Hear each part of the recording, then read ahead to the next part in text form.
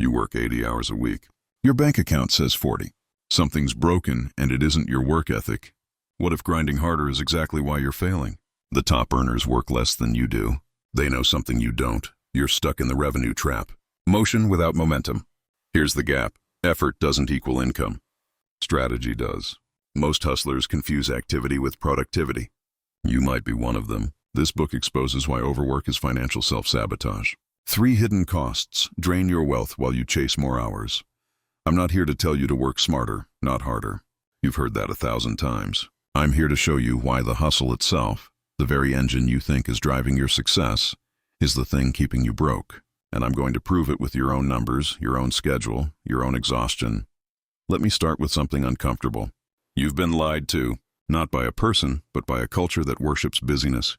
The hustle culture promised you that dedication equals dollars, that sacrifice equals success, that if you just push a little harder, stay a little later, answer one more email at midnight, you'll finally break through. But you haven't broken through, have you? You've broken down. The hustle paradox is simple and devastating. The more you work, the less you earn per hour. The harder you push, the further you get from actual wealth. This isn't motivation. This is math. And right now, your math is working against you. Think about your last really productive day. The day you got everything done, felt accomplished, maybe even ahead of schedule. How many hours did you work? Now think about your last really profitable day. The day you closed a deal, landed a client, made money that actually moved the needle. Were those the same day? For most people, they're not. Productivity and profitability aren't the same thing, but hustlers treat them like twins. Here's what actually happens when you overwork. Your decision-making degrades. Your creativity flatlines. Your ability to recognize opportunity disappears. You become a machine optimized for completion, not creation. You check boxes instead of building wealth. And the cruelest part, you feel virtuous doing it. You feel like you're winning because you're tired. The exhaustion becomes your badge of honor, your proof of effort, your excuse for why success hasn't arrived yet. But exhaustion isn't a badge. It's a bill, and you're paying it with your potential. Let me show you the paradox in action.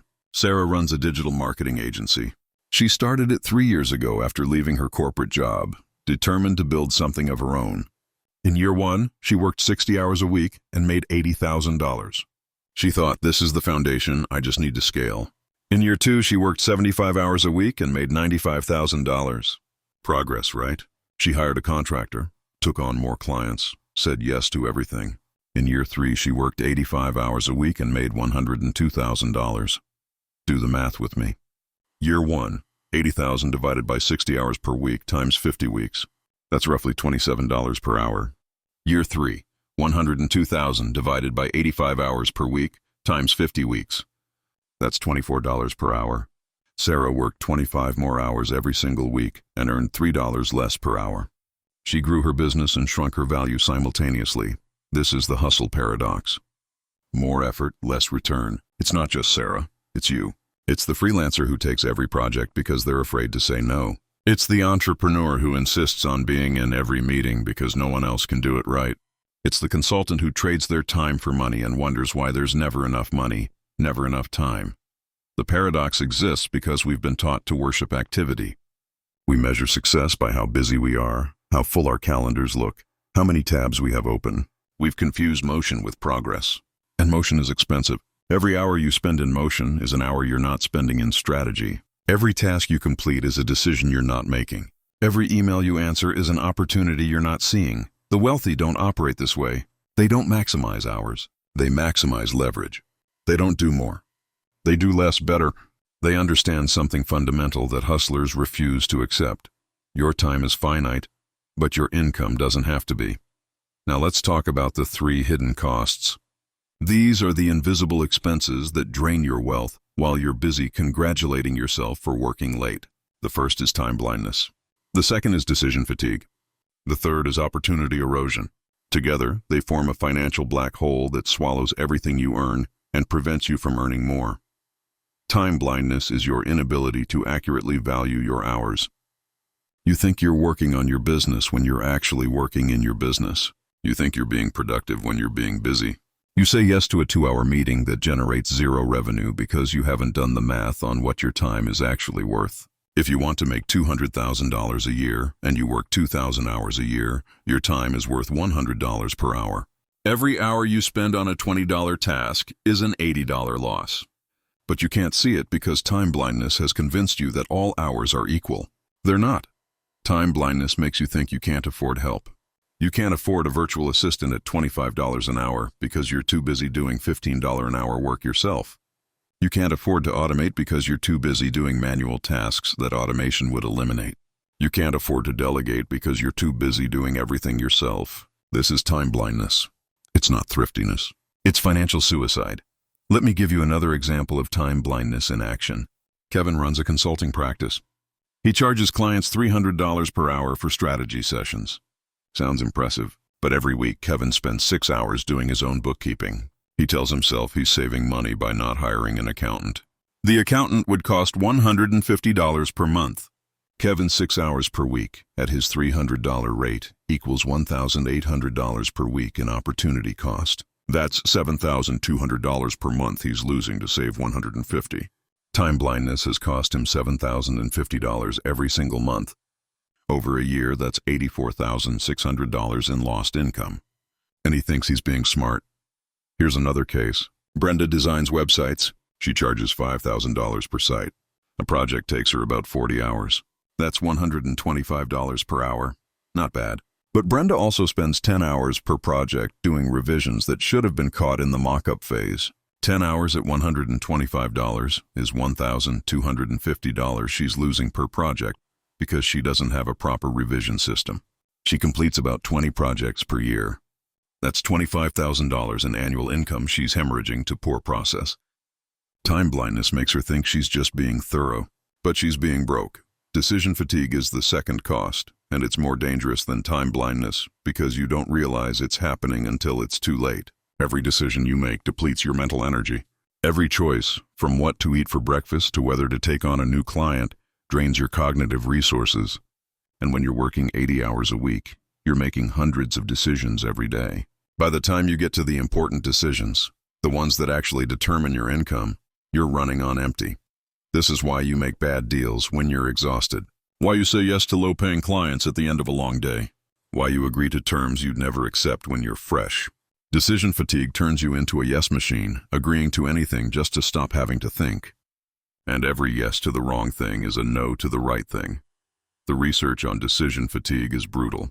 Studies show that judges grant parole more frequently at the beginning of the day than at the end. Same judges, same criteria, different energy levels. Your business decisions aren't different. When you're depleted, you default to the easiest choice, not the best choice. You take the sure thing instead of the strategic thing. You optimize for relief instead of results. Here's what decision fatigue looks like in the real world. Amanda runs a coaching business. She scheduled client calls all day back to back. 8 in the morning until 6 at night. Between calls, she'd answer emails, handle admin, put out fires. By 4 p.m., she was mentally exhausted. At 4:30, a potential client called. High-value opportunity. They wanted a premium package. But Amanda's brain was fried. Instead of asking strategic questions, she just wanted the call to end. She quoted her standard rate instead of her premium rate. She agreed to terms that weren't in her favor. She said yes to a timeline that would require her to work weekends. The deal closed, but she just locked herself into 3 months of underpriced, overworked hell. All because decision fatigue robbed her of her negotiating power at 4:30 p.m. If Amanda had protected her peak decision-making hours, if she'd scheduled that sales call in the morning when she was fresh, she would have charged 30% more, negotiated better terms, and preserved her boundaries. Decision fatigue cost her thousands of dollars and months of her life. Here's another example. Thomas runs a software development shop. Every afternoon at 3, he holds a team stand-up. The meeting lasts an hour. It's mostly status updates. Nothing requires his decision-making. But by the time the meeting ends at 4, Thomas is mentally drained from a full day of coding and meetings. At 4:15, a major client emails with a change request. It's technically out of scope. Thomas should push back or quote additional fees. But he's exhausted. He just wants to get through the email and go home. He replies, "Sure, we'll handle it." No additional charge. No timeline pushback. That 60-second decision, made in a state of decision fatigue, just cost him 20 hours of work and $6,000 in revenue. And it happened because he didn't protect his decision-making energy. Opportunity erosion is the third cost, and it's the one that keeps you broke long-term. When you're buried in tasks, you can't see opportunities. When you're executing constantly, you can't strategize. When you're always in motion, you miss the patterns. Opportunity erosion happens slowly, then suddenly. You don't notice that you haven't had a new idea in months. You don't realize that you've stopped networking because you're too busy. You don't see that your competitors are innovating while you're firefighting. Opportunities have a shelf life. They don't wait for you to finish your to-do list. They go to the person who's available, who's alert, who's ready. And when you're overworked, you're never ready. You're always recovering, always behind, always promising yourself you'll focus on growth next week. But next week never comes, because next week has its own 80-hour crisis. Think about the last major opportunity you missed. Not because you weren't qualified, but because you didn't see it in time. Or you saw it but were too exhausted to act. Or you acted but half-heartedly because you were already stretched too thin. That's opportunity erosion. It's not a single loss. It's a compounding failure that grows wider every week you stay in the hustle trap. Let me tell you about Carlos. He's a software developer who freelances. 2 years ago, a former colleague reached out about a startup opportunity. They needed a technical co-founder. Equity stake, ground floor, perfect fit for Carlos's skills. But Carlos was drowning in client work. He had 3 projects running simultaneously, all with tight deadlines. He told his colleague he'd think about it. A week passed. He was still buried. Another week. Finally, he reached out, but by then, they'd found someone else. That startup just raised a Series A at a $20 million valuation. Carlos's equity stake would have been worth over $1 million today. Opportunity erosion cost him generational wealth because he was too busy billing hourly. Here's another story. Elena runs a boutique PR firm. 3 years ago, a journalist from a major publication reached out. They were writing a feature on innovative PR strategies and wanted to interview Elena. The article would have positioned her as a thought leader, brought massive exposure, probably generated 6 figures in new business. But Elena was slammed. Client crisis. Launch deadlines. She told the journalist she'd get back to them next week. She didn't. The journalist moved on. The article ran. Featured her competitor instead. That competitor went from struggling to booked solid within 6 months. Elena is still hustling for clients. Opportunity erosion didn't just cost her one article. It cost her the momentum that article would have created. These 3 costs work together. Time blindness keeps you busy with low-value work. Decision fatigue makes you say yes to everything. Opportunity erosion ensures you never escape.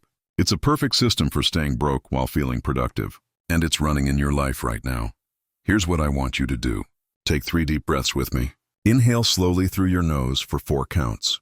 Hold for 4 counts. Exhale through your mouth for 6 counts. Let's do it together. Breathe in, 2, 3, 4. Hold 2, 3, 4. Out 2, 3, 4, 5, 6 again. In 2, 3, 4. Hold 2, 3, 4. Out 2, 3, 4, 5, 6. One more time. In 2, 3, 4.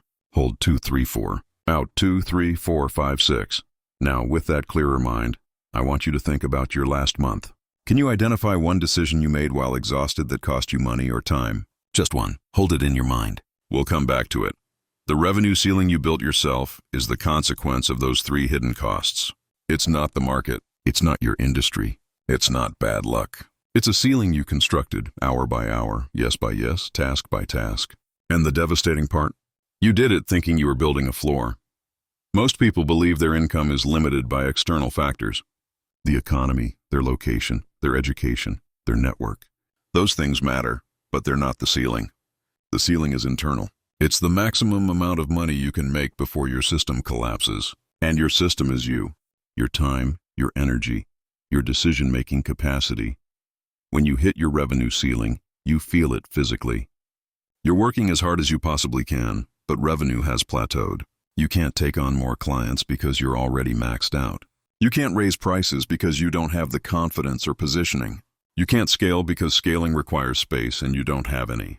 You're at capacity and capacity equals ceiling. Here's the exercise that reveals your ceiling. Take your gross income from last year and divide it by the hours you worked. That's your effective hourly rate. Now look at your calendar for the past month.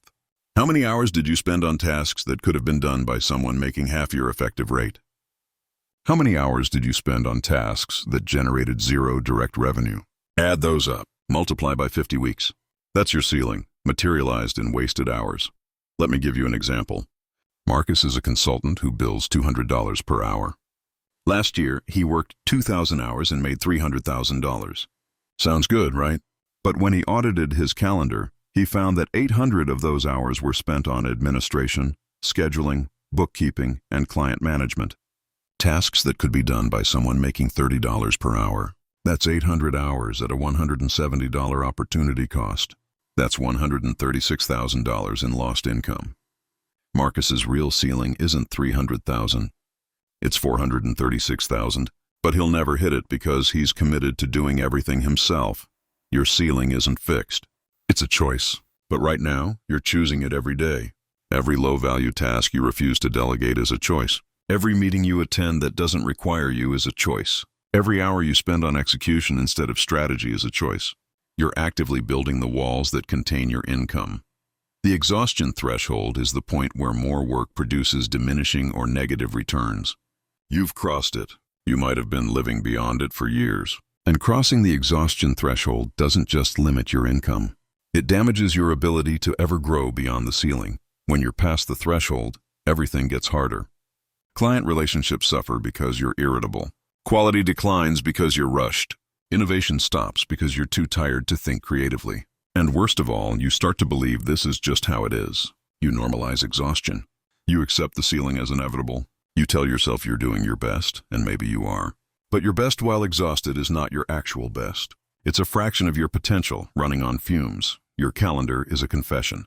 It reveals your priorities, your fears, your values, and your limits. And when I say confession, I mean it exposes what you believe about yourself and your work. Show me your calendar, and I'll show you why you're broke. Most people's calendars are a chaos of reactions. Meetings scheduled by other people, tasks inherited from poor planning, blocks of time labeled work without any specification of what that work actually is. Your calendar should be a strategic document. Instead, it's a crime scene. Let's do an audit. Look at your calendar from last week. How many hours were scheduled in advance versus filled reactively? How many hours were focused on deep work versus meetings and communication? How many hours directly generated revenue versus supporting someone else's revenue? And here's the killer question. How many hours were spent on tasks that moved you toward your financial goals versus tasks that kept you busy? If you're like most hustlers, the answers are brutal. Maybe 10% of your time was truly strategic. Maybe 20% directly generated income. The rest was maintenance, reaction, and obligation. You've built a calendar that serves everyone except you. The calendar confession reveals 3 truths.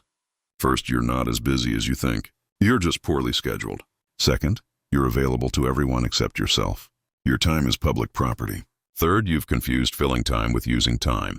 An empty calendar makes you anxious, so you fill it with anything. But full doesn't mean productive. It just means full. Imagine you're sitting across from me. I pull out your calendar and start reading it like a document. Monday 8 to 9, email catch-up. 9 to 11, team check. The real tragedy is that your calendar is yours. You control it, even when it feels like you don't. Every meeting you accept, every task you schedule, every hour you allocate is a choice. But you've been making those choices unconsciously, defensively, reactively. It's time to make them strategically. Let's talk about the leverage gap. This is the space between where you are and where the wealthy operate. It's not a skill gap or a knowledge gap. It's a leverage gap, and understanding it changes everything. Linear income is what you're earning now. You trade time for money. 1 hour of work equals 1 hour of pay. It doesn't matter if you're charging $20 an hour or $2,000 an hour. If you stop working, you stop earning. That's linear. And linear income has a hard ceiling because you only have so many hours. Leveraged income is different. It's money you make without trading time directly. A product you sell while you sleep. A system that generates revenue whether you're working or not. An investment that compounds. A team that operates without your constant supervision. Leveraged income breaks the time-money equation. 1 hour of work can produce 10 hours, 100 hours, 1,000 hours of value. The wealthy understand leverage instinctively. They don't ask, how can I work harder? They ask, how can I make this work without me? They don't optimize their calendar. They optimize their systems. They don't take on more. They multiply what they have. Here's a scenario that shows the gap. 2 people start businesses in the same month. Both are talented, hardworking, and motivated. The first person, let's call him Jake, builds a service business. He's a freelance designer. He charges well, maybe $150 an hour. He works 50 hours a week and makes $375,000 a year. Impressive, right? Jake is a hustler. He's living the dream. The second person, we'll call her Maya, builds a product business. She spends the first 6 months creating a course. She works 60 hours a week, earns nothing. Then she launches. The course sells for $300. She sells 1,000 copies in the first year. That's $300,000. She worked fewer hours than Jake overall, earned less in year 1, but here's the difference. In year 2, Jake has to work another 50 hours a week to make another $375,000. Maya updates her course for 20 hours and sells 2,000 more copies, $600,000. Same product, less work. By year 5, Jake is burnt out. He's still making good money, but he can't take a vacation without losing income. He can't scale without hiring, and hiring means managing, which means more work. His income is stuck at his capacity. Maya's course has sold 15,000 copies. She's made $4.5 million. She works 10 hours a week, mostly on marketing and updates. She has leverage. Jake has a job he owns. This is the leverage gap. It's not about intelligence or work ethic. It's about structure. Jake built a linear machine. Maya built a leveraged machine. And unless Jake changes his model, he'll work forever. Maya already has freedom. Now you might be thinking, I'm not in a position to build a product, or I'm in a service industry, or leverage doesn't apply to me. That's time blindness talking. Leverage exists everywhere. It's delegation. It's automation. It's recurring revenue. It's systems. It's hiring the right people and trusting them. It's building assets instead of completing tasks. The question isn't whether you can have leverage. The question is whether you're willing to stop doing everything yourself, because that's what leverage requires. It requires letting go. And hustlers hate letting go. They think if they're not doing it, it's not getting done right. But that belief is the gap. That belief keeps you linear. Let me show you what leverage looks like in a service business, since that's where most people get stuck.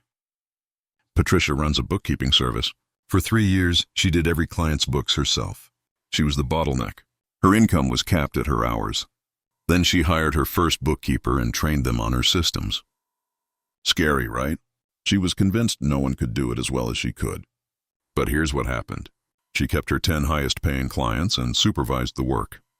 Her new hire handled the rest. Patricia's hours dropped from 50 to 30 per week. Her income, it went up, because now she had time to take on consulting projects that paid triple her hourly rate. Within a year, she had 3 bookkeepers working under her systems. She worked 20 hours a week. Her income had tripled. That's leverage in a service business. Here's another leverage example. Antonio is a personal trainer. For years, he trained clients one-on-one, $50 per hour, maxed out at 40 clients per week. That's $2,000 per week. Sounds decent, but it's completely linear. If Antonio doesn't show up, he doesn't get paid. So he created a group training program, 6 clients per session, same $50 per person. Now he's making $300 per hour instead of 50. Same time investment, 6 times the income. That's leverage. Then he recorded his workouts and sold them as a membership program, $20 per month. He got 200 members in the first year. That's $4,000 per month in passive income. He still does some one-on-one training, but now he's making over $150,000 per year, working 30 hours per week instead of 80,000 working 50 hours. Leverage transformed his entire business model. Let's talk about energy economics. This is your most undervalued asset, the one you spend without thinking and wonder why you're always overdrawn. Your energy, not your time, determines your income, and you're managing it like it's infinite. Energy comes in 3 forms. Physical energy is your body's capacity to work. Mental energy is your brain's capacity to think, decide, and create. Emotional energy is your resilience, your ability to handle stress, rejection, and uncertainty. All 3 are limited, renewable, and expensive, and you're burning through them like they're free. Here's what most hustlers do. They wake up and immediately spend their highest quality energy on low-value tasks. Email, social media, busy work. By the time they get to strategic thinking, they're already depleted. They push through fatigue with caffeine and willpower. They ignore physical signals like hunger, exhaustion, and stress. They tell themselves they'll rest when the work is done. But the work is never done. This is energy bankruptcy. You're operating at a deficit every single day. And when you're bankrupt, you make poor decisions. You miss opportunities. You deliver subpar work. You damage relationships. You stay broke. Energy economics is simple. Your peak energy hours are your most valuable hours. For most people, that's the first 2 to 4 hours after waking up, assuming decent sleep. Those hours should be reserved for your highest leverage activities. Strategy, creation, decision-making, selling. Not email, not meetings, not administration. Let me tell you about David. He runs a coaching business. He used to start his day by clearing email. It felt productive. He'd spend 90 minutes responding to clients, vendors, and random inquiries. Then he'd jump into back-to-back coaching sessions until lunch. Afternoons were a blur of administrative work and more email. By evening, he was too tired to think about business development or content creation. He was making decent money, around $200,000 a year, but he couldn't grow. He didn't have the energy. When he audited his energy, he realized he was spending his peak hours on reactive work. Email and coaching felt important, but they weren't leveraged.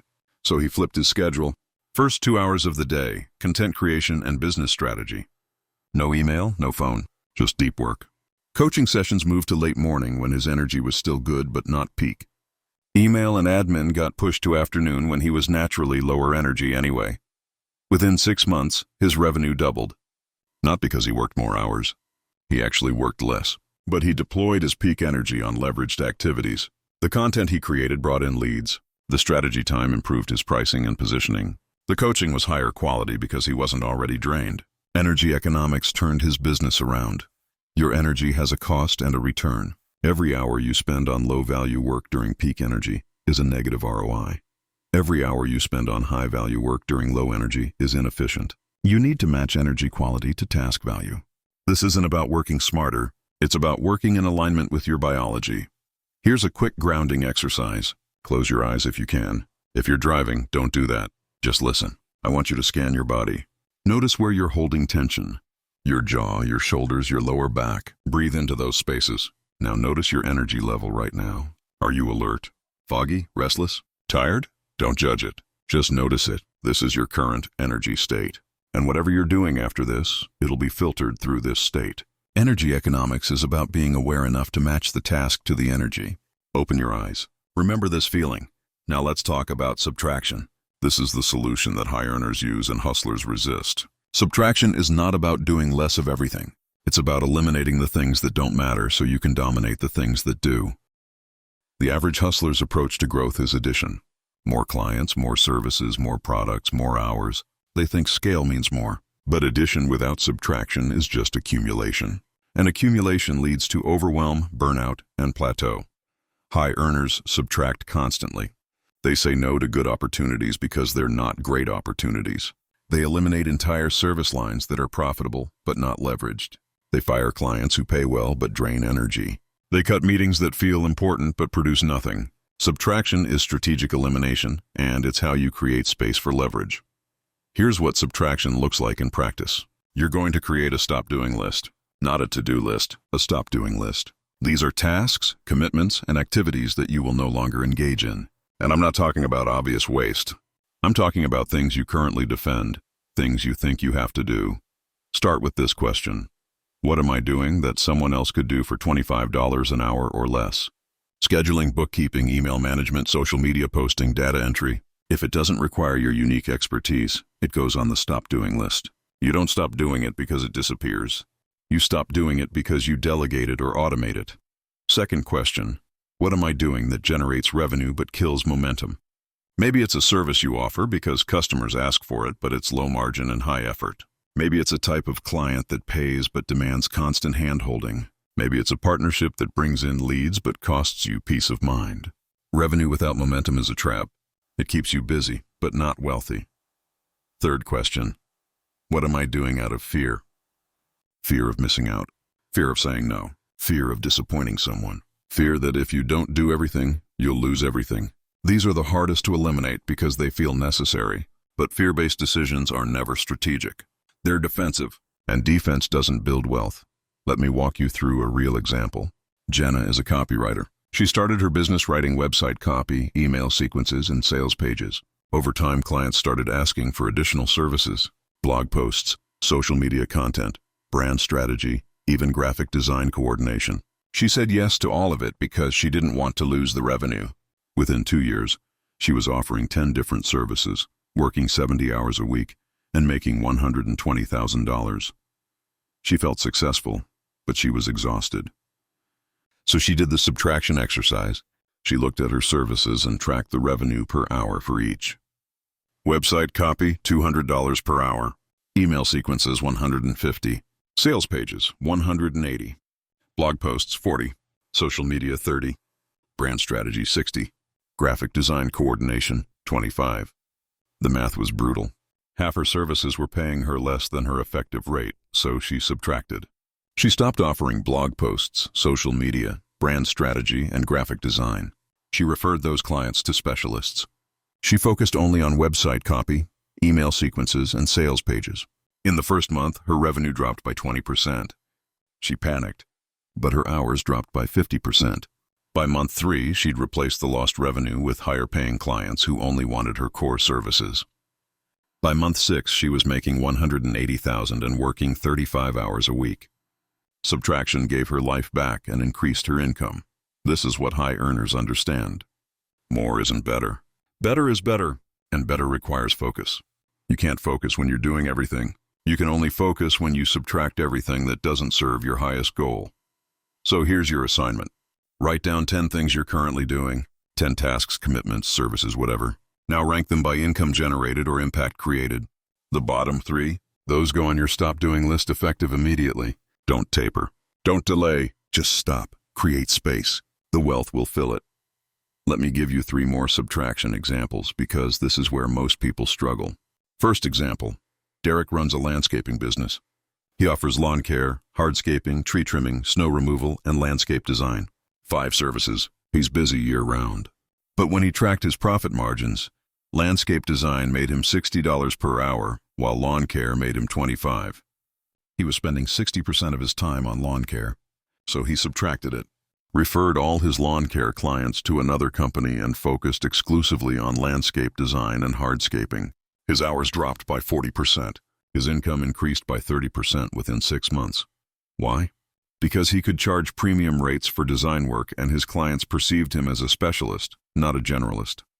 Second example, Nicole is a career coach. She coached anyone who would pay her. Entry-level workers, mid-career professionals, executives, career changers, people re-entering the workforce. Every client was different, requiring different approaches, different materials, different strategies. She was exhausted trying to serve everyone, so she subtracted. She chose one niche, women in tech transitioning to leadership roles. She turned away everyone else. Scary decision. But within 3 months, her marketing became laser-focused. Her content resonated deeply with her target audience. Her rates doubled because she was now a specialist. Her referrals increased because her clients were all in the same networks. Subtraction made her the go-to expert instead of one of many generalists. Third example, VJ runs a digital marketing agency. He offered SEO, paid ads, social media management, email marketing, web design, and content creation. 6 services meant 6 different skill sets, 6 different teams, 6 different processes. Chaos. So he looked at his profit per hour for each service. Paid ads generated the highest margin by far, so he subtracted everything else. Referred clients to partners for the other services, took a small referral fee, and went all in on paid ads. His team went from 15 people to 6. His overhead dropped by 60%. His profit margins tripled, and he became known as the paid ads guy, which brought in higher quality clients willing to pay premium rates. Subtraction didn't shrink his business. It focused and scaled it. Building systems that work when you don't is the ultimate leverage. This is how you break the linear income model. This is how you scale without drowning. And it's the one thing most hustlers never do because they're too busy to build systems. A system is a repeatable process that produces consistent results without requiring your constant involvement. That's it. Not complicated, but implementation is where everyone fails. Because building systems requires upfront time that doesn't generate immediate income. And hustlers can't tolerate that. They need every hour to pay now. So they never invest in systems, and they stay broke. Let's break down what a system actually is. It has 3 components: inputs, process, and outputs. Inputs are what goes in. Leads, inquiries, raw data. Process is the steps that transform inputs into outputs. Outputs are the results. Closed sales, completed projects, delivered value. If any of these 3 components requires your real-time involvement, it's not a system, it's a job. Here's a simple system example. Lead generation. Input, website traffic. Process.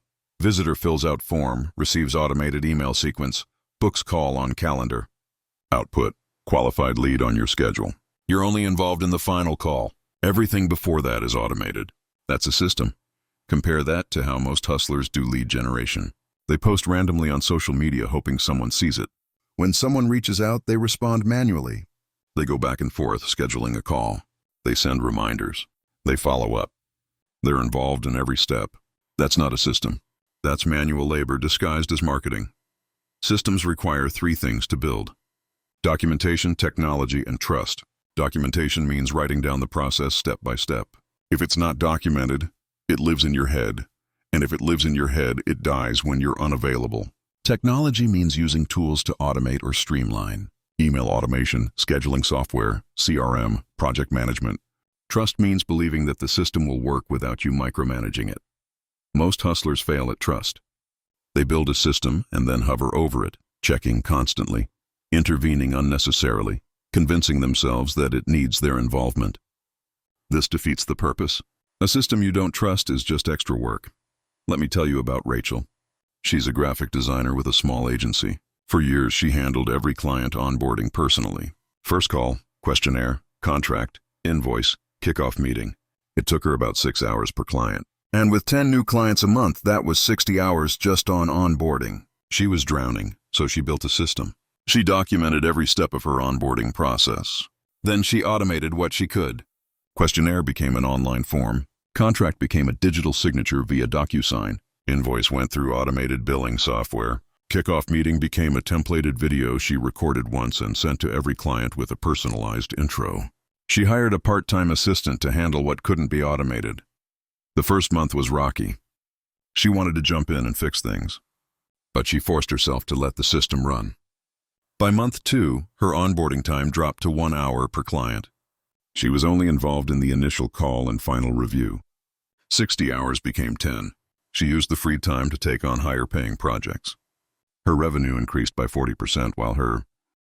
Now let me give you the exact framework for building your first system. This is a step-by-step process you can start today. First, identify the repetitive task. What do you do over and over the same way every time? Client onboarding, invoicing, content creation, email responses, whatever it is. Write it down. Second, document every single step. Don't skip this. Open a document and write out the process as if you're teaching someone who knows nothing. Every click, every email template, every decision point. Be obsessive about this. Third, look at your documentation and categorize each step. Mark each one as automate, delegate, or keep. Automate means technology can do it. Delegate means another person can do it. Keep means only you can do it, or it requires your judgment. Fourth, implement the automations. Find the tools. Set them up, test them. Fifth, delegate what can't be automated. Hire someone, even part-time. Train them using your documentation. Sixth, let go. This is the hardest step. Let the system run for 2 weeks without intervening. Track the results, but don't interfere. After 2 weeks, review and optimize. Then, build your next system. Here's the key insight about systems. You don't need to systematize everything at once. Start with one process, master it, get it running smoothly, then move to the next. Most people try to systematize their entire business in a week and burn out. Don't do that. 1 system per month. In a year, you'll have 12 systems running. That's 12 processes that no longer require your constant involvement. That's leverage. Let me walk you through another system example, this time for content creation, because that's where a lot of people get stuck thinking it can't be systematized. Danielle runs a marketing consultancy. She knows she needs to create content to attract clients, but she never has time. Every week, she'd think about writing a blog post or recording a video, but client work always took priority. So she built a content system. Every Monday morning, first thing, she'd spend 90 minutes in deep work recording 3 short videos answering common client questions. No editing, just raw thoughts. Her VA would download the videos, send them to a transcription service, and turn the transcripts into 3 blog posts. The VA would also clip 3 short segments for social media. One 90-minute session per week produced 3 blog posts, 3 YouTube videos, and 9 social media posts. 12 pieces of content from 90 minutes of work. That's a system, and because it ran every Monday, it became automatic. She didn't have to think about it. The system ran itself. Here's another system example for project delivery. Franklin is a web developer. Every project followed the same phases: discovery, design, development, testing, launch. But he was managing each project manually. Different clients were at different phases. He'd forget steps, miss deadlines, stress constantly. So he built a system using project management software.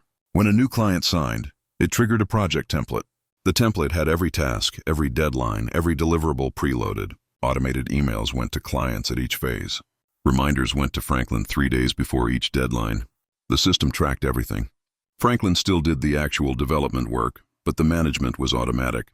He went from managing chaos to managing a smooth process. His delivery time improved. Client satisfaction increased, and his mental load decreased by half. One more system example, this time for sales follow-up. Melissa runs a consulting business. She'd meet potential clients, have great conversations, but then fail to follow up consistently. Leads would go cold. She'd lose deals she should have won. So she built a follow-up system. After every sales call, she'd enter the lead into her CRM with a status, hot, warm, or cold. The CRM automatically triggered follow-up emails based on status. Hot leads got an email next day, then every 3 days. Warm leads got an email every week. Cold leads got an email every month. The emails were templated but personalized. Melissa just had to review and send. The system ensured no lead fell through the cracks. Her close rate increased from 20% to 45% just from consistent follow-up. That's the power of a system. Strategic laziness sounds like a contradiction, but it's not. It's the counterintuitive path to wealth that high earners follow and hustlers mock. Strategic laziness is the practice of planned disengagement, of intentionally doing nothing so that your subconscious can do everything. Your brain doesn't create breakthroughs during grind sessions. It creates them during rest. The shower thoughts, the walk revelations, the sudden clarity right before sleep, those aren't accidents. They're the result of your brain processing information in the background while your conscious mind is disengaged. But if you're always grinding, you never disengage. And if you never disengage, you never break through. Strategic laziness is not procrastination. Procrastination is avoidance. Strategic laziness is intentional. It's scheduling blocks of time where you do nothing work-related. No email, no calls, no thinking about problems. Just rest, play, boredom even. And during those blocks, your brain is working harder than it does during your 80-hour weeks. Research on creativity and problem-solving is clear. The brain needs oscillation between focus and diffusion. Focus is when you're actively working on something. Diffusion is when you're not. And diffusion is where the magic happens. Your brain makes connections, sees patterns, solves problems that were invisible during focus. But you can't access diffusion if you never stop focusing. Here's a scenario. 2 entrepreneurs face the same problem. Their business has plateaued. Revenue is flat for 6 months. The first entrepreneur, call him Tom, attacks the problem head-on. He works longer hours. He analyzes data obsessively. He tries new tactics frantically. He's in constant motion. After 3 months, he's exhausted and the plateau remains. He can't see the solution because he's too close, too tired, too reactive. The second entrepreneur, call her Lisa, does something different. She acknowledges the plateau and then intentionally disengages. She takes a 3-day weekend. No laptop, no phone, just hiking and reading fiction. On the second day, while she's not thinking about work at all, she has a realization. Her pricing model is the problem. She's been competing on cost instead of value. She's been attracting price-sensitive customers who churn quickly instead of value-seeking customers who stay. The solution was obvious, but only visible from a distance. She gets back, restructures her pricing, repositions her messaging, and within 2 months, revenue is growing again. Not because she worked harder, because she stopped working and let her brain do what it does best, synthesize. Strategic laziness requires courage. It feels irresponsible. It feels like you're wasting time. Your hustle-trained brain screams at you that you should be doing something. But that voice is the problem. It's keeping you in the grind, and the grind is keeping you broke. Here's how you implement strategic laziness. Schedule 4 blocks this month, minimum 4 hours each, where you do nothing work-related. I don't mean passive consumption like watching TV. I mean true disengagement. Walk without a destination. Sit without your phone. Stare at nothing. Be bored. Your brain will resist. Let it. After about 20 minutes, the resistance fades and your mind starts wandering. That's when the real work begins. During these blocks, keep a small notebook nearby. Not for tasks, for insights. When something clicks, jot it down. Then let it go. Don't chase it. Don't turn it into a project. Just note it and return to doing nothing. You'll be shocked at how many breakthrough ideas emerge when you're not trying to have breakthrough ideas. Let me give you a specific protocol for strategic laziness. I call it the disconnection practice. Pick one morning per week, preferably the same day every week. Saturday morning works for most people. From the moment you wake up until noon, you're completely disconnected. No phone, no computer, no work thoughts. What do you do instead? Anything that doesn't require productivity. Go for a walk. Make a slow breakfast. Read fiction. Sit in a park. Garden. Play with your kids. Draw. The activity doesn't matter. What matters is that it's not work, and it's not consuming content. You're present, bored, and available for whatever thoughts want to surface. Do this every week for 3 months. Track the insights that come. I guarantee you'll have at least one business breakthrough per month from these sessions. And the breakthrough will be worth more than the 4 hours you invested. Strategic laziness also applies to your daily schedule. You don't need to fill every hour. White space is not wasted space. It's thinking space. It's reaction space. It's opportunity space. When someone offers you an unexpected opportunity, you can only take it if you have space. But if you're booked solid for the next 6 weeks, you have to say no. You've optimized yourself out of luck. The wealthy schedule white space intentionally. They leave mornings open. They keep Fridays light. They build buffers between commitments. Not because they're lazy, because they're strategic. They know that rigid efficiency is fragile. One disruption and the whole system collapses. But flexibility is resilient. And resilience creates wealth over time. Let me tell you what happened when I started practicing strategic laziness. I was skeptical at first. It felt wrong. But I committed to 4 hours every Saturday morning with no work, no phone, no agenda. The first few weeks were uncomfortable. My brain kept trying to solve problems, plan projects. Here's a visualization exercise. Close your eyes if you can. Imagine yourself 1 year from now. You've implemented everything in this book. You're working 30 hours a week. Your income has increased by 50%. You have white space in your calendar. You feel energized, not exhausted. You turn down opportunities that don't align with your goals. You invest in systems, not scramble in chaos. You measure impact, not activity. You're not hustling anymore. You're building. Open your eyes. That's the person you're becoming. To get there, you need a new dashboard. Not a mental dashboard, an actual dashboard. A document, spreadsheet, or app that tracks your new metrics weekly. Here's what goes on it. Weekly deep work hours. Weekly profit per hour. Number of leveraged activities versus linear activities. Number of ideal client interactions versus total client interactions. Number of strategic decisions made. Amount of white space preserved. These are your real success indicators. When you start tracking these, you'll see patterns. You'll see that your most profitable weeks are often your least busy weeks. You'll see that more meetings correlate with fewer decisions. You'll see that the weeks you protect white space are the weeks you get breakthroughs, and these patterns will shift your behavior. You'll start optimizing for the right things. Now here's a question I want you to sit with. What does success actually mean to you? Not what society says. Not what your parents taught you. Not what hustle culture demands. What do you actually want? Is it a number in your bank account? Is it freedom to travel? Is it time with your family? Is it impact on your industry? Is it security? Is it legacy? Because if you don't know what you're optimizing for, you can't build a system to achieve it. You're just grinding without direction. Most hustlers never ask this question. They assume success is more. More money, more clients, more hours, more everything. But more is not a destination. It's a treadmill. You can run on it forever and never arrive. Define what enough looks like for you. Then build toward that, not past it. Let me give you an example of what happens when you don't define success. Trevor built a 7-figure business. Sounds amazing, right? But he was miserable. He worked 70 hours a week. His health was deteriorating. He hadn't taken a real vacation in 4 years. His relationships were suffering. Why? Because he'd never defined what success meant to him. He just chased more revenue, more clients, more staff, more everything. The business grew, but his life shrunk. Finally, at a doctor's appointment where he learned his blood pressure was dangerously high, he stopped. He asked himself, what am I actually trying to achieve? The answer surprised him. He wanted financial security, time with his kids, and work that felt meaningful. That was it. He didn't need 7 figures. He needed freedom and impact. So he restructured everything, fired half his clients, reduced his team, focused on high-margin, low-effort projects. Within a year, his revenue had dropped to $400,000. But his hours dropped to 25 per week. His health improved. His relationships healed. He was happier making $400,000 than he'd been making $1 million. Because he'd finally defined success on his terms. The 30-day reconstruction protocol is your implementation plan. This is not theory. This is step-by-step execution. 30 days to dismantle the hustle trap and build a sustainable wealth system. It's not easy. It's not comfortable. But it works. And I'm going to walk you through every single day so you know exactly what to do. Week 1 is audit week.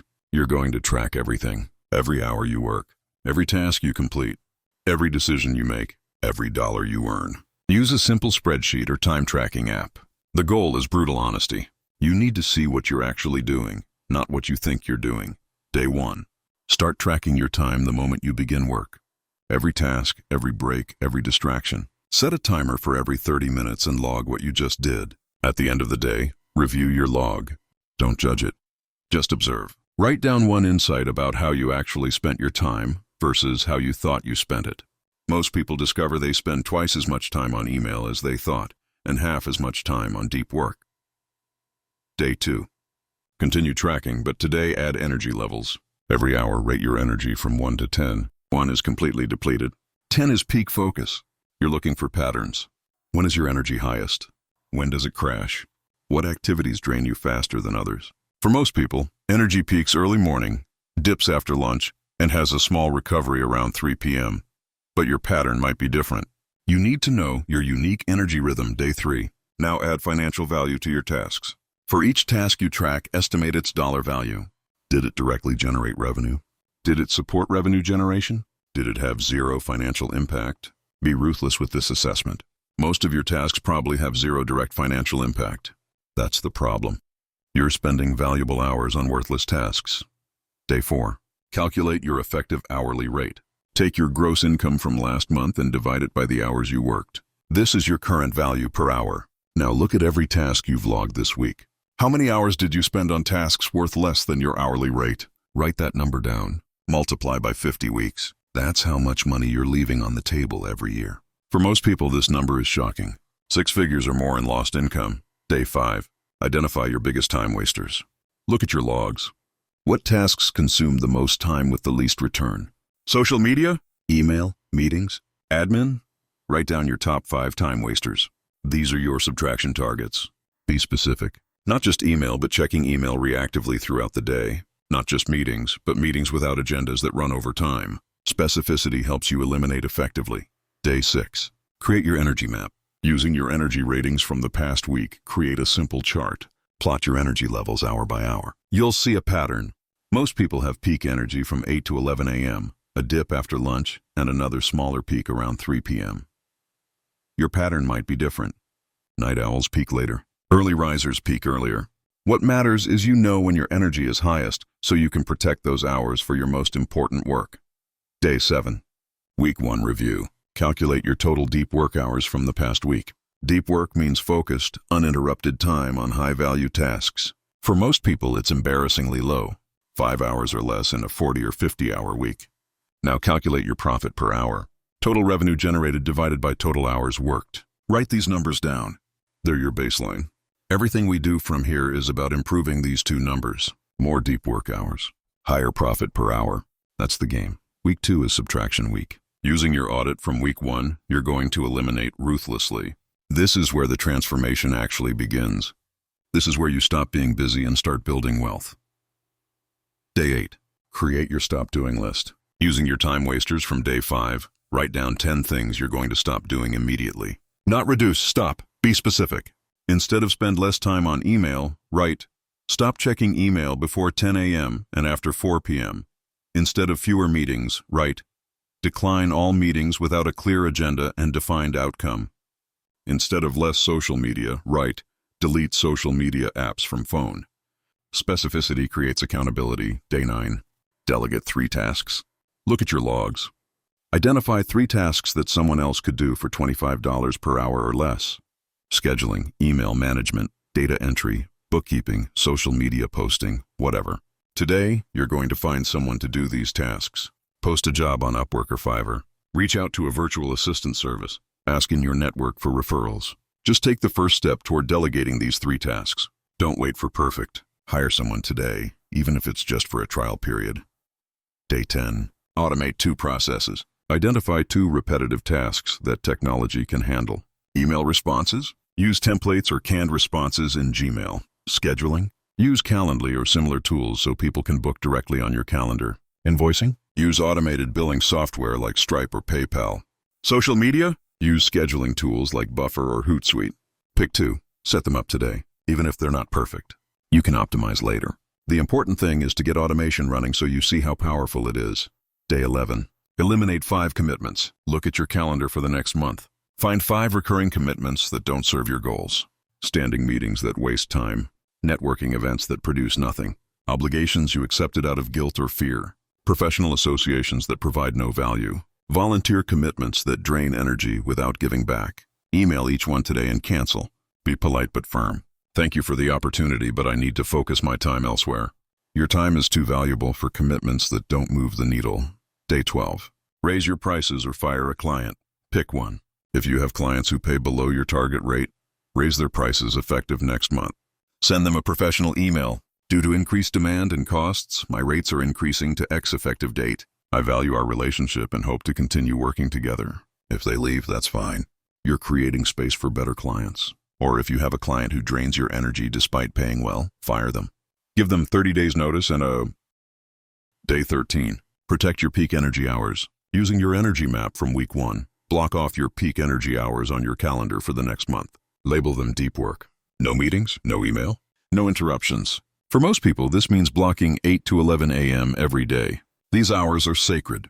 They're when you do your highest value work. Treat them like the most important meeting of your day, because they are. If someone tries to schedule over them, decline. My mornings are reserved for focused work. I'm available after 11, day 14. Week 2 review. Compare your calendar from this week to last week. How many hours did you free up through subtraction? Calculate the financial value of those freed hours using your effective hourly rate. That's your weekly win. Multiply by 50 weeks. That's your annual gain from 1 week of subtraction. For most people, it's $20,000 to $30,000 or more. And you haven't worked a single extra hour. You've just eliminated the waste. Week 3 is system week. You're going to take one repetitive process and systematize it completely. By the end of this week, you'll have one system running that works without you. This is where leverage begins. Day 15. Identify your system target. Look at your week 1 logs. What task do you do repeatedly the same way every time? Client onboarding, content creation, invoicing, follow-up, proposal writing, whatever. Pick one. Just one. Write it down. This is your system target for the week. Don't try to systematize everything. Focus on one process and do it right. Day 16. Document every step. Open a document. Google Doc, Word, Notion, whatever you use. Write out the process for your system target as if you're teaching someone who knows nothing. Every step, every decision, every tool, every email template, every file location. Be obsessive. If a step takes 5 minutes, write down what happens in those 5 minutes. Click here, copy this, paste there. Send email using this template. This is your system documentation. It should be detailed enough that someone else could follow it without asking you a single question. Most people underestimate how detailed this needs to be. Go deeper than you think. Include screenshots if helpful. Day 17. Categorize and assign. Go through your documentation step by step. Mark each step as automate, delegate, or keep. Automate means technology can do it without human involvement. Delegate means another person can do it with minimal training. Keep means it requires your unique judgment or expertise. Be honest, most steps can be automated or delegated. You're just holding on because of fear or ego. If it doesn't truly require your unique skills, let it go. Day 18. Implement automations. For every step marked automate, set up the technology today. Email automation platforms like MailChimp or ConvertKit. Scheduling tools like Calendly or Acuity. CRM systems like HubSpot or Pipedrive. Project management software like Asana or Monday. Payment processors like Stripe or Square. Whatever tools you need. Many have free trials. Use them. Get your automations running even if they're rough. You'll refine later. The goal is to get technology doing work that doesn't need human involvement. Day 19. Delegate and train. For every step marked delegate, assign it to someone.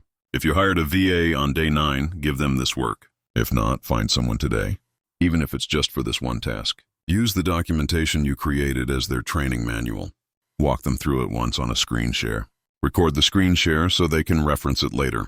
Then let them do it. Resist the urge to hover. Resist the urge to take it back when they don't do it exactly like you. As long as the outcome is good, the method doesn't matter. Day 20. Test and refine. Run your system end to end. Deliberately trigger the process and watch it run. Does the automation work? Does your delegate know what to do? What breaks? What's missing? Fix the obvious problems, but don't over-optimize yet. Good enough is good enough for now. You'll improve it over time. The goal this week is just to get a working system, not a perfect system. Perfect is the enemy of done. Day 21. Week 3 review. Your system should be running. Track how much time it saves you this week versus last week. That's your time ROI. Calculate the financial value. If you saved 10 hours this week and your effective hourly rate is $100, you just earned $1,000 in capacity. Multiply by 50 weeks. That's $50,000 in annual capacity. But more important, notice how it feels. You've just built something that works without you. That's leverage. That's the beginning of freedom. And you're going to keep building these systems, one per month, until your entire business runs without your constant involvement. Week 4 is leverage week.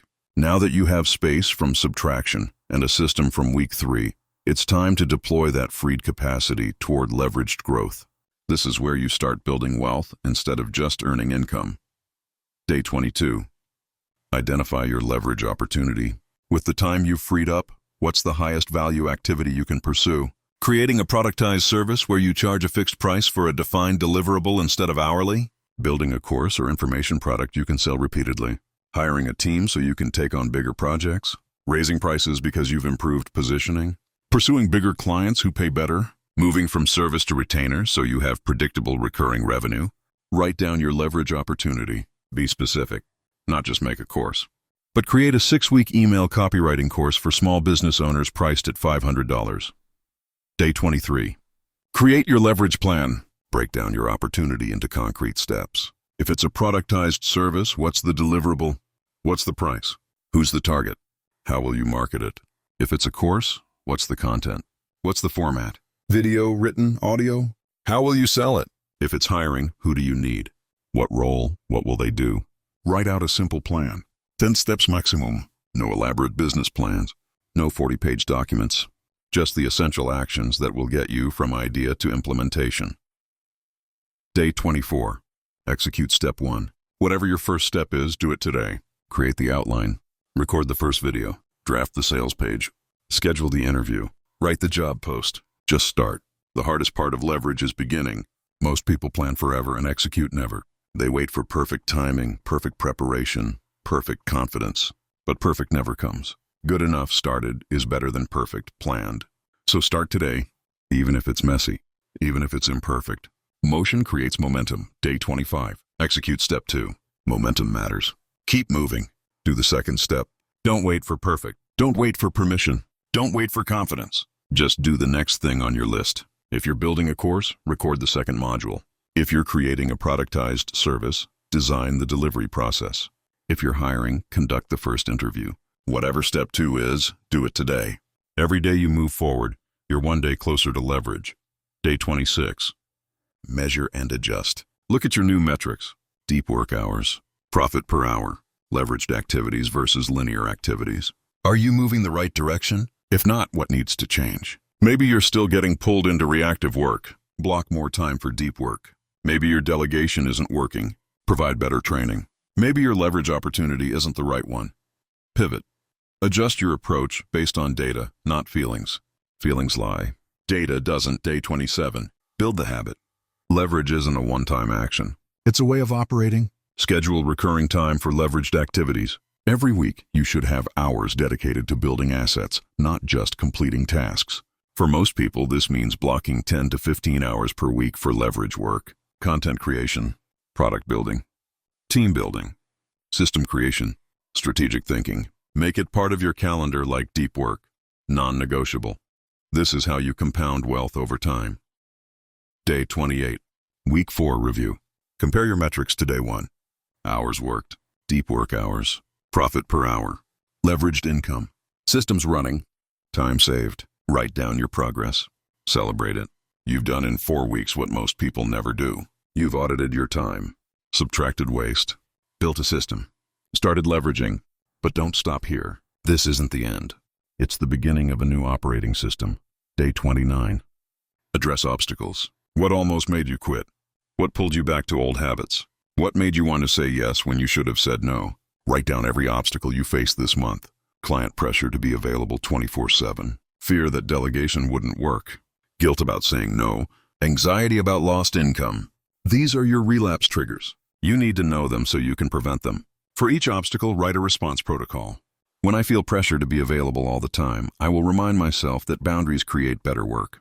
When I feel guilt about saying no, I will remember that every yes to the wrong thing is a no to the right thing. Day 30. Set your next 30 days. The protocol doesn't end here. It repeats. What's your audit focus for next month?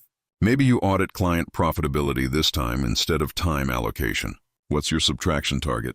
Maybe you eliminate 3 more low-value services. What's your next system? Maybe you systematize proposal creation or billing. What's your next leverage move? Maybe you launch that product or raise your prices. Write it down. Schedule it. Commit to it. Transformation isn't. Tuesday micro challenge is the delegation check. Every Tuesday, review yesterday. Identify one task you did Monday that someone else could have done. Just one. Maybe you scheduled a meeting when your assistant could have. Maybe you formatted a document when your VA could have. Maybe you answered a routine client question when you could have created a FAQ. By the end of the day, Tuesday, assign that task to someone else, or set up automation to handle it going forward. 1 task per week, 52 tasks per year. That's 52 things you'll never have to do again. In 5 years, that's 260 tasks permanently off your plate. This micro-challenge trains you to constantly seek delegation opportunities. It becomes automatic. Wednesday micro-challenge is energy alignment. Every Wednesday at noon, pause and assess your energy. Are you tired? Wired? Focused? Scattered? Give yourself a rating from 1 to 10. Now look at what's scheduled for the rest of your day. Does it match your energy state? If your low energy and high value work is scheduled, move it to tomorrow morning when you'll be fresh. If your high energy and low value work is scheduled, swap it. Move the important work to right now when you have energy. Move the mundane work to later when energy is lower. Energy alignment sounds simple, but most people never do it. They force high value work during low energy times and wonder why it's so hard. This micro challenge makes you conscious of your energy and intentional about deploying it. It compounds dramatically over weeks and months. Thursday. Micro challenge is the leverage question. Every Thursday, ask yourself 2 questions. What did I do this week that I'll have to do again next week? That's linear work. Now ask, what did I build this week that will work for me next week without my involvement? That's leverage. Write down both answers. If the leverage answer is nothing, you're not building, you're maintaining. And maintaining doesn't create wealth, it creates busy. Change that. Identify one thing you can do tomorrow that creates leverage. Record a video that answers a common question so you never have to answer it again. Create a template that handles a repetitive task. Document a process so someone else can do it. Build one small piece of leverage every week. In a year, that's 52 leveraged assets. That's freedom. Friday micro challenge is the subtraction decision. Every Friday, eliminate one thing from next week's calendar. 1 meeting, 1 commitment, 1 task, just 1. It doesn't have to be big, but it has to be gone. Maybe it's a networking event that never produces value. Maybe it's a recurring meeting that could be an email. Maybe it's a coffee chat you don't actually want to have. Cancel it, politely decline. Create space. Subtraction is a muscle. Exercise it weekly and it gets stronger. Over time, you'll get ruthless about protecting your time. You'll say no effortlessly. You'll create boundaries naturally, but it starts with this micro challenge. 1 subtraction per week. That's 52 hours minimum freed up per year. Probably more like 100 once you include preparation and recovery time. Saturday micro challenge is the disconnection practice. Every Saturday morning, 4 hours minimum, no work. This is your strategic laziness block. Non-negotiable. No phone. No laptop, no work thoughts. Just presence, boredom, space. This is where breakthroughs happen. This is where your subconscious processes everything you've been working on. This is where creativity lives. Protect it like your income depends on it, because it does. Go for a walk. Sit in a coffee shop without your laptop. Read fiction. Play with your kids. Garden. Cook. Whatever brings you into the present moment without an agenda. 4 hours. Every Saturday. For the rest of your life. This practice alone will transform your business more than most strategies. Sunday micro challenge is the metric review. Every Sunday evening, review your dashboard. Deep work hours this week. Profit per hour. Systems running. Leveraged activities. Ideal client interactions. Strategic decisions made. White space preserved. How do they compare to last week? To last month? To your baseline from day 1? Write down what improved. Write down what declined. Write down one adjustment you'll make next week based on the data. Metrics keep you honest. They show progress when you can't feel it. They reveal problems before they become crises. They guide your decisions. Review them religiously every Sunday. It takes 10 minutes, but keeps you on track. Over time, you'll see patterns. Certain behaviors consistently improve certain metrics. Double down on those behaviors. Other behaviors consistently hurt your metrics. Eliminate those behaviors. The metric review makes your transformation measurable and sustainable. These 7 micro-challenges seem small. They are small. That's the point. Transformation doesn't come from massive heroic efforts. It comes from small consistent practices, repeated until they become automatic. Do these 7 micro-challenges every week. In 6 months, you'll be a different person. In a year, you won't recognize your old life. They're the daily maintenance that prevents relapse and compounds your results. Now let's talk about the 5 practice scripts for high-pressure situations. These are word-for-word scripts you can use when the pressure to revert to hustling is high. Memorize them, practice them, use them. They'll save you. Script 1 is for declining a low-value opportunity. Someone offers you work that pays decent but isn't aligned with your goals. It's tempting because it's money, but it's a trap because it's the wrong money. Here's what you say. Thank you so much for thinking of me. I'm honored that you'd consider me for this. Unfortunately, this project isn't aligned with my current focus, and I don't want to do it halfway. I know it deserves someone who's fully committed. I'd be happy to recommend someone else who'd be a perfect fit. Who can I connect you with? This script is polite, honest, and helpful. It preserves the relationship while protecting your time. Most importantly, it offers value through referral, so you're not just saying no, you're being helpful. Script 2 is for responding to urgent requests during protected time. A client emails during your deep work block demanding immediate attention.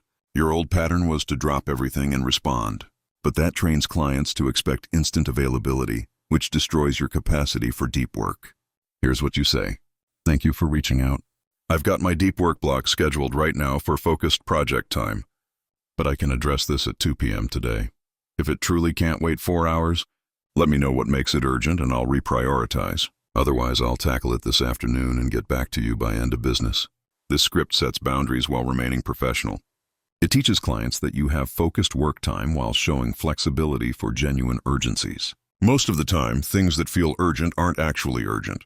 Script 3 is for pushing back on scope creep. A client asks for additional work outside your agreement. They frame it casually like it's no big deal. But scope creep kills profitability and trains clients to expect free work. Here's what you say. I want to make sure we're both clear on what's included in our agreement to avoid any confusion. This new request is outside that scope. I'm happy to do it as an additional project with a separate proposal, or we can discuss adjusting our current terms to include this type of work going forward. Which approach works better for you? This script is professional, clear, and gives options. It doesn't say no. It just clarifies that additional work requires additional compensation. Most clients respect this. The ones who don't are clients you don't want. Script 4 is for protecting boundaries with a demanding client. Some clients think they should have access to you 24/7. They email at night, text on weekends, call without warning. If you respond, you reinforce the behavior. You need to reset expectations. Here's what you say. I want to make sure I'm giving you my best work, and I do my best work when I have focused time. I check email twice a day, at 10 a.m. and 3 p.m. weekdays. If something is genuinely urgent between those times, you can text me at this number and I'll respond within 2 hours during business hours. Otherwise, I'll respond to your email within 4 business hours. This way I can give you thoughtful responses instead of rushed reactions. This script reframes boundaries as quality of service. You're not being difficult. You're protecting their interests by ensuring they get your best work. Most clients appreciate this once you explain it. Script 5 is saying no to yourself. This is the hardest one. When you're tempted to jump back into doing everything yourself, when you're tempted to skip your strategic laziness block, when you're tempted to say yes to one more thing, you need a script for yourself. Here it is. This is not urgent. This is not important. This is fear talking. I'm choosing leverage over effort. I'm choosing freedom over busyness. I'm choosing wealth over activity. I don't have to prove my worth through exhaustion. I create value through strategy. Not today, hustle trap. Not today. Say this out loud when you feel the pullback to old patterns. It sounds ridiculous, but it works. Your brain needs to hear you reject the old programming. Make it a mantra. Say it until you believe it. Practice these scripts. Role play them with a friend or coach. Make them automatic. When the moment comes, and it will, you won't have to think. You'll just respond from muscle memory, and you'll protect your transformation. Now let's talk about relapse prevention in depth. Because here's what happens. You finish 30 days. You see results? Relapse happens in stages. Understanding the stages helps you intervene early before you've fully backslid. Stage 1 is the slide. It starts small. You miss one strategic laziness block. You accept one low-value meeting. You check email during your deep work time. You tell yourself it's just this once, just this week, just until this project is done. But it's not just this once. It's the beginning of a pattern. The slide is subtle. You don't feel like you're relapsing. You feel like you're being flexible, responsive, realistic. But flexibility without boundaries is just a return to chaos. Stage 2 is rationalization. Once you've started sliding, your brain needs to justify it. So you rationalize. You tell yourself it's temporary. Just this month. Just until things calm down. Just until you land this client. Just until you finish this project. But things never calm down. There's always another month, another client, another project. Rationalization allows you to violate your principles while feeling good about it. It's the most dangerous stage because you're actively choosing to backslide while convincing yourself you're not. Stage 3 is the collapse. Your systems break down because you're micromanaging them instead of trusting them. Your delegation fails because you've taken the work back, convinced no one else can do it right. Your leverage evaporates because you're buried in tactical execution. Your white space disappears because you've filled your calendar with urgency. Your strategic laziness stops because you don't have time for it. And you're right back where you started, working 80 hours a week, exhausted, broke, wondering what happened. The collapse happens fast. 1 week you're managing. 2 weeks later, you're drowning. Stage 4 is the recognition. This is when you realize you've relapsed. You're exhausted again. Your income hasn't grown. Your calendar is chaos. You've lost all the progress from the 30 days.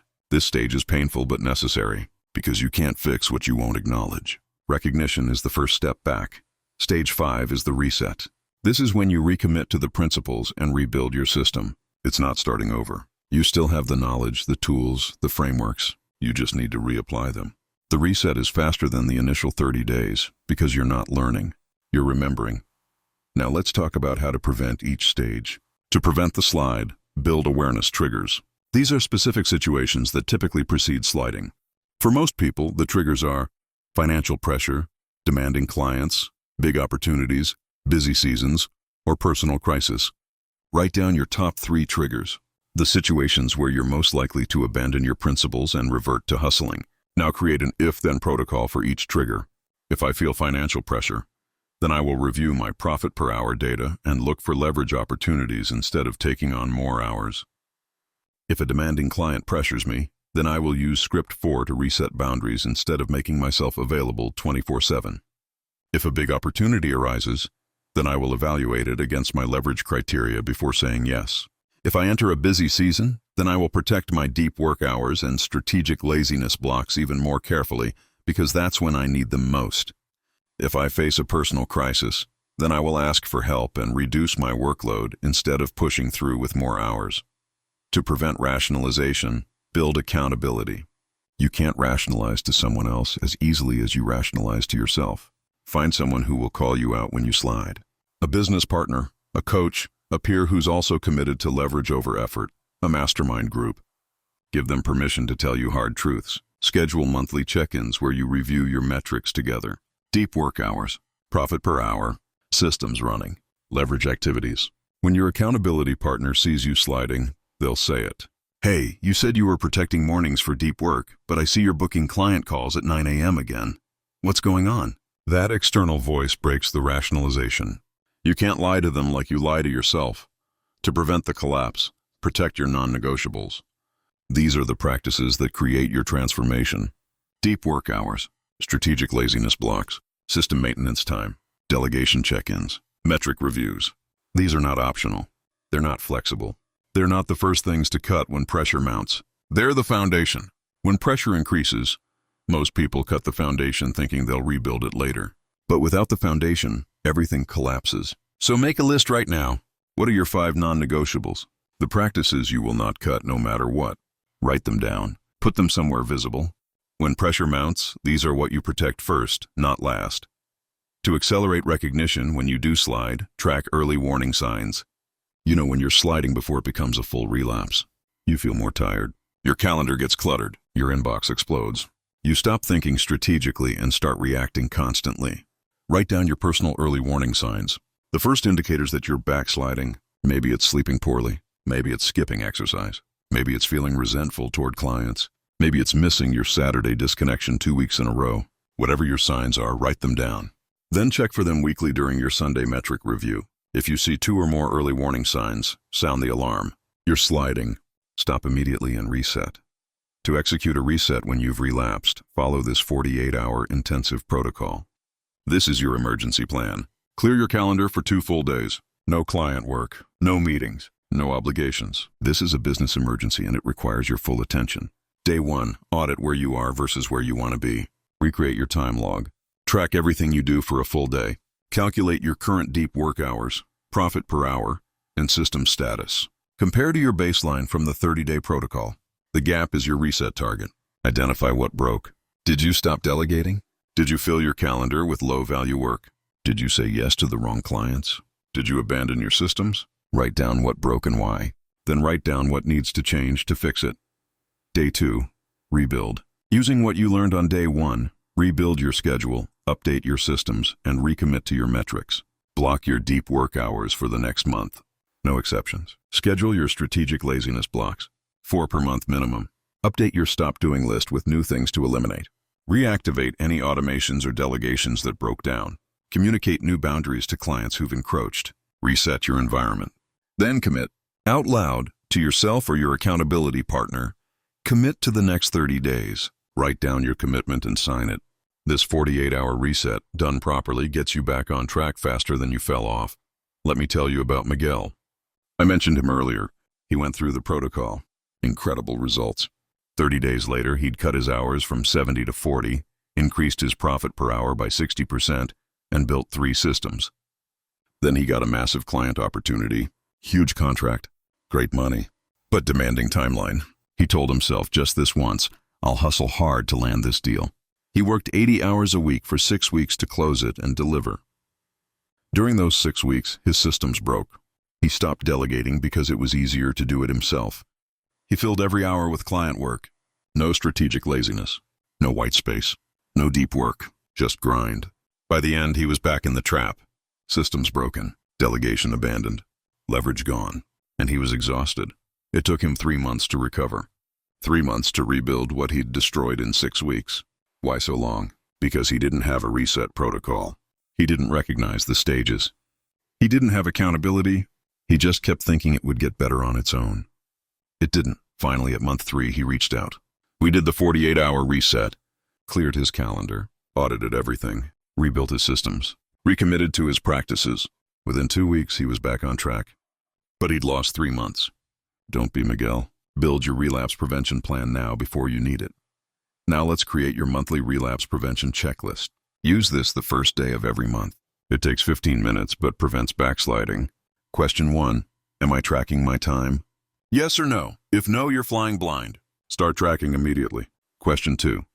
Did I hit my deep work hour target last month? Yes or no? Target should be 15 to 20 hours per month minimum. If no, what blocked it? Eliminate that blocker this month. Question 3. Did I protect my peak energy hours last month? Yes or no? If no, recommit now. Block your mornings for the next month. Question 4. Are my systems running without me? Yes or no? If no, what broke? Fix it this week. Question 5. Am I creating leveraged assets or just doing linear work? If just linear, identify one leverage project to start this month. Question 6. Am I saying no to low-value opportunities? Yes or no? If no, revisit your stop doing list and practice script 1. Question 7. Do I have white space in my calendar? Yes or no? If no, use the Friday micro challenge to create it. Question 8. Did I practice strategic laziness last month? Yes or no? 4 blocks minimum. If no, schedule them now for this month. Question 9. Is my profit per hour increasing? Yes or no? If no, audit where you're spending time on low-value work. Question 10. Am I measuring what matters or just being busy? If just busy, update your dashboard and review it. Identity drives behavior. If you see yourself as a hustler, you'll hustle. If you see yourself as a builder, you'll build. Right now, your identity is tied to effort. You're proud of how hard you work. You wear your exhaustion like armor. You define yourself by your sacrifice. That identity is bankrupting you. The wealthy have a different identity. They see themselves as strategists, investors, and system builders. They value effectiveness over effort. They're proud of how little they work for how much they earn. They wear their freedom like a crown, and they define themselves by their leverage. Changing identity is uncomfortable. It feels fake at first. You'll hear your old voice saying, "You're being lazy, you're not doing enough, you're going to fail." That voice is loud at the beginning.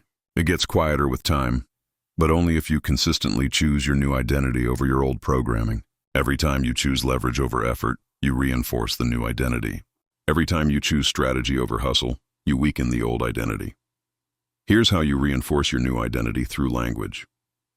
Language shapes thought.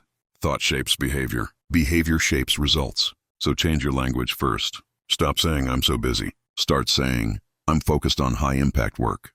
Stop saying, "I don't have time." Start saying, "That's not a priority right now." Stop saying, "I have to." Start saying, "I choose to." Stop saying, "I'm working late again." Start saying, "I'm protecting my evening for rest." Stop saying, "I can't afford help." Start saying, "I can't afford not to have help." These language shifts seem small, but they reprogram your brain. Say them consciously for 30 days. By day 30, they'll be automatic. Here's how you reinforce your new identity through environment. Your environment either reinforces your new identity or erodes it. Take inventory. Who are you following on social media? Hustle culture influencers who glorify all-nighters and 100-hour weeks? Unfollow them. Follow people who talk about leverage, systems, freedom. What podcasts are you listening to? Shows that worship busyness? Stop listening. Find podcasts about wealth building, not work glorification. What groups are you in? Communities where everyone competes to be the busiest? Leave them. Join communities where people compete to be the most leveraged. Your environment shapes your beliefs. Shape your environment intentionally. Here's how you reinforce your new identity through habits. Habits are the daily votes you cast for the person you're becoming. Every time you choose leverage over effort, you're voting for builder. Every time you choose effort over leverage, you're voting for hustler. Pay attention to these micro decisions throughout your day. It's 9 a.m., your peak energy time. Do you check email or do deep work? Deep work is a vote for builder. Email is a vote for hustler. A client asks if you're available for a call. Do you immediately say yes or check if it aligns with your goals first? Evaluating first is a vote for builder. Saying yes reflexively is a vote for hustler. You finish a task. Do you immediately start the next one or take 5 minutes to think strategically about whether that next task is the right task? Thinking strategically is a vote for builder. Just doing is a vote for hustler. Every micro decision is a vote. Cast them consciously. Let me tell you about the moment everything changed for me. I was 3 years into my business, working 80-hour weeks, making okay money, but completely burnt out. I remember sitting in my home office at 11 p.m., staring at my screen, too tired to think, but too anxious to stop. And I had this thought, this is it? This is what I built? Freedom to work myself to death? That was my breaking point. I realized I hadn't escaped the 9 to 5. I'd just built a worse version where I was both the demanding boss and the exhausted employee, both the taskmaster and the servant, and no one was winning. So I made a decision. I was going to redesign everything. Not incrementally, radically. I gave myself 90 days to completely rebuild my business model. If it didn't work, I'd go back to corporate. But I had to try. I spent the next 3 months doing exactly what I've taught you in this book. I audited everything. Brutal honesty. I was spending 40% of my time on work that generated almost no revenue. I subtracted half my services. Terrifying decision. I referred clients away. I raised prices on everything else. I systematized every process I could. Hired my first VA, then my first contractor, built my first automated funnel, and I scheduled white space. I stopped glorifying exhaustion. I stopped wearing busy as a badge. I started measuring leverage instead of hours, and you know what happened? My revenue went up. Not a little. 40% in 6 months, and my hours went down from 80 to 35. I had evenings. I had weekends. I had energy for the first time in years. I had ideas again. Creativity returned. I could see opportunities I'd been too tired to notice. I became the builder I'd always wanted to be. That was 7 years ago. Today I work 25 hours a week and make more than I ever did hustling. The systems I built run whether I'm working or not. The leverage I created compounds yearly, and the freedom I have is worth more than any amount of money. That's the transformation waiting for you. It's not hypothetical. It's not theory. It's real. I've lived it. My clients have lived it.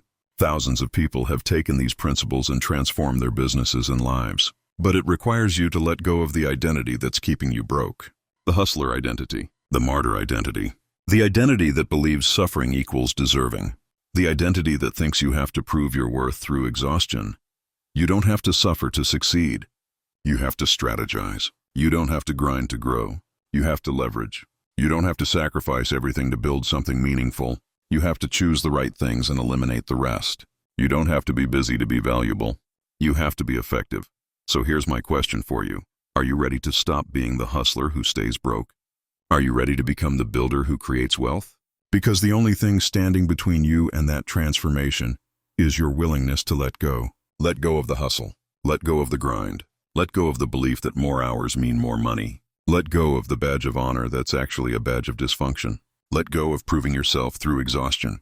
Let go. Your new operating system is simple. Work less, earn more. Build leverage. Protect energy. Eliminate waste. Create systems. Say no often. Say yes rarely. Measure impact, not activity. Value freedom over busyness. Rest strategically. Think deeply. Execute precisely. And never ever confuse motion with progress again. This is not about being lazy. It's about being strategic. It's not about working less because you're tired.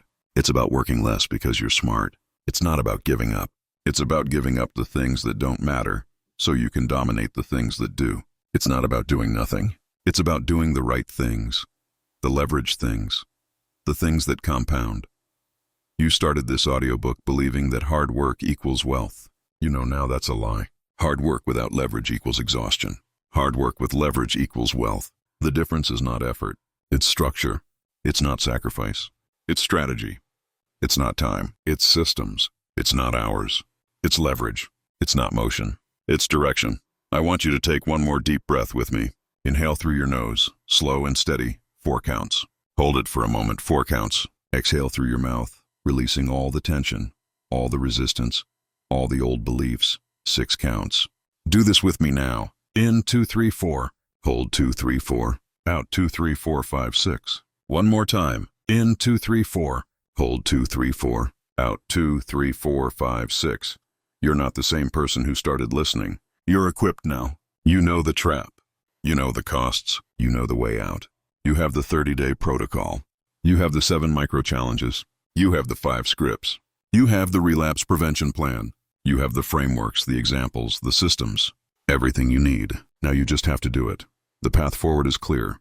Audit your life. Subtract what doesn't serve you. Build systems that work without you. Leverage everything. Protect your energy like it's your most valuable asset, because it is. Measure what matters. Create white space. Rest strategically. And become the builder who doesn't just work hard, but works smart, works focused, and works free. You're not going to stay broke. You're not going to stay exhausted. You're not going to stay trapped in the hustle cycle. You're going to build wealth the right way, with leverage, with systems, with strategy.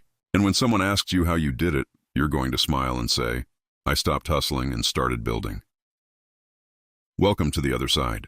Welcome to the life where less becomes more, where freedom becomes profitable, where rest becomes productive, where you finally understand that the grind was never the answer. Leverage was, systems were, strategy was. Welcome to the life where your income grows while your hours shrink, where your energy returns while your stress disappears, where opportunities find you instead of you chasing them desperately, where wealth builds while you sleep, where you control your time instead of time controlling you. This is your new operating system. Run it daily, refine it monthly, protect it fiercely, and watch as your life transforms from exhausted hustler to wealthy builder. Watch as the ceiling you built yourself shatters. Watch as the 3 hidden costs disappear. Watch as leverage compounds. Watch as freedom becomes your reality, not your fantasy. You were never meant to stay broke. You were just taught the wrong system. Now you have the right one.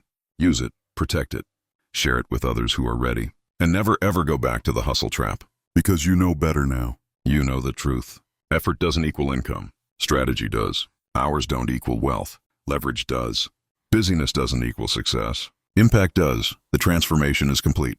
You're no longer the hustler who stays broke. You're the builder who creates wealth. And your new life starts right now. Right this moment. Not tomorrow. Not next week. Not when things calm down. Now, choose leverage. Choose strategy. Choose freedom. Choose wealth. Choose yourself. and build the life you actually want, not the life hustle culture sold you. This is your time. This is your transformation. This is your freedom. Go build it.